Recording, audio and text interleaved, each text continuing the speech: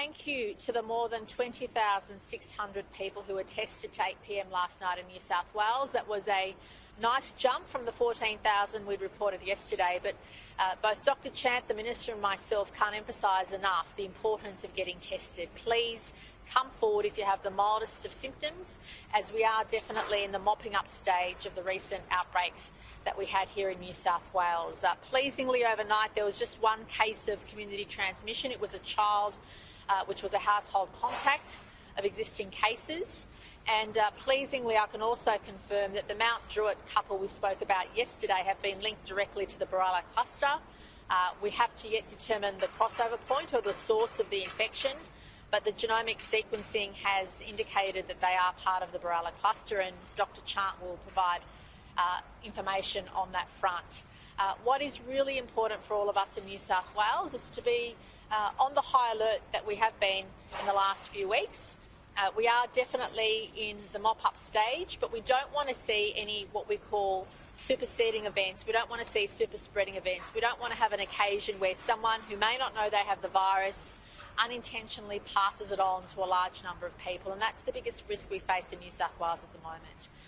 The health experts are doing a great job in containing the existing outbreaks and getting on top of the cases that we're identifying. But what is really critical for us is to make sure that in New South Wales we don't have any of those events which cause a major spreading event, which initiated the Avalon cluster and then subsequent clusters. Again, a big thank you to all those who came forward and got tested. Please keep that up, even with the mildest of symptoms, no matter where you are in the state, especially if you're from Western Sydney and southwestern Sydney and those suburbs that have been identified or venues have been listed on the website. Please make sure you do that. And can I also make a statement about vaccines? In the next few weeks and months, there'll be a lot of conversation about vaccine rollouts, about which vaccine is effective, who's getting it, etc. But whilst that process is unfolding, and I encourage people to strongly consider taking the vaccine, I certainly will be taking it when it's made available to me. But I do want to stress that whilst those conversations are occurring, once the vaccine rollout is occurring, we still need to be COVID safe. Just because some people in the community, whether it's a small number or a larger number, have the vaccine does not mean that the rest of us can relax. Quite the opposite. All of us have to maintain our COVID safe lifestyle, which is why New South Wales has taken the continuing approach of keeping the virus at bay, but also making sure that we keep our economy strong, we keep our economy open, we keep people in jobs, and we also make sure that the well-being and mental health of our citizens is taken into consideration as well. And I just wanted to make that point clear, because once the vaccine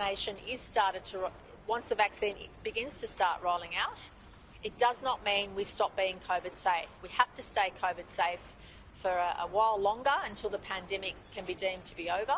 We don't know when that end date is, but we have to learn to live with the virus, which is what we're doing. And I believe in New South Wales we're striking the right balance. And I want to also make this point. We don't want any of our citizens to have to bear any additional burdens or stress one day longer than they need to. If the health advice to me and the government is that we can ease restrictions, we can reduce some of the restrictions we've put in place, we will do that.